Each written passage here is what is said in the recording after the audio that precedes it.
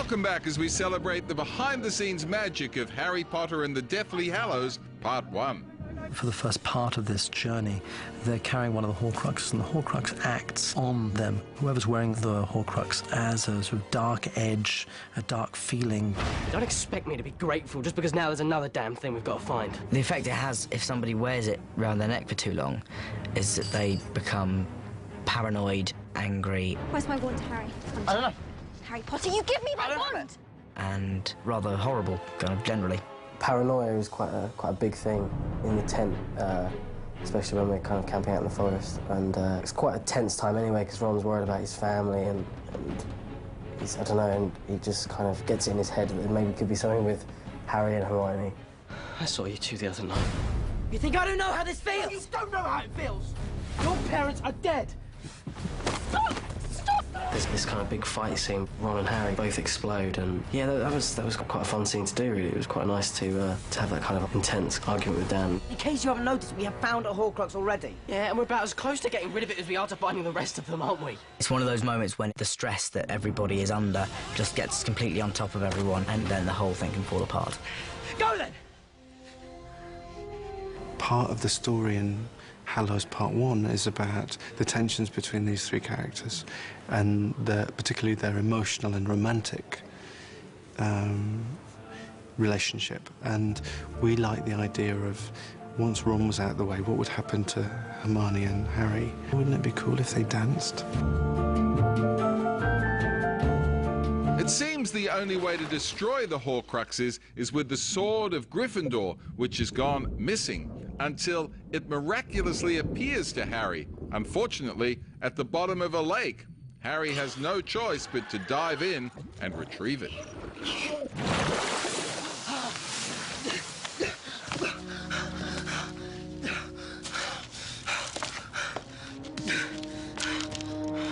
Hermione?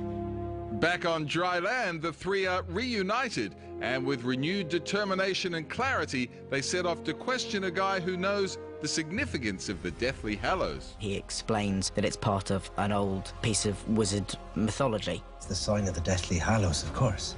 Rhys Ifans is one of several new faces in this movie. In fact, the Harry Potter films have become a who's who in the British acting fraternity. The first time they see the symbol is at the wedding, when he meets Luna Lovegood's dad. Xenophilius Lovegood, we live just over the hill. And then as the film carries on, Harry? the symbol crops up 2 or 3 more times. Somebody inked it in. It isn't part of the book, somebody drew it. It keeps cropping up everywhere, and she thinks, I need to understand what this means. It's a letter Dumbledore wrote to Grindelwald. Look at the signature. It's the mark again. All right, shooting. I assume you're all familiar with the tale of the 3 brothers. And the legend is that there's these 3 items: the Elder Wand, the Cloak of Invisibility, and the Stone. And if you have all 3 of them, then you sort of conquer death. You master death. The Elder Wand. The most powerful wand ever made. The Resurrection Stone. The Cloak of Invisibility. Together they make the Deathly Hallows. Together they make one Master of Death. I face an unfortunate complication. My wand and Potter's share the same core. Voldemort has the realization that his wand and Harry's wand are twins. So basically Voldemort's wand cannot be used against Harry's, and Harry's cannot be used against Voldemort's. If I am to kill him, I must do it with another's wand. The Elder Wand is a very important, extraordinary one. And the theory is the loyalty of that wand can be won. Voldemort believes the Elder Wand will give him supreme power to try to stop Harry.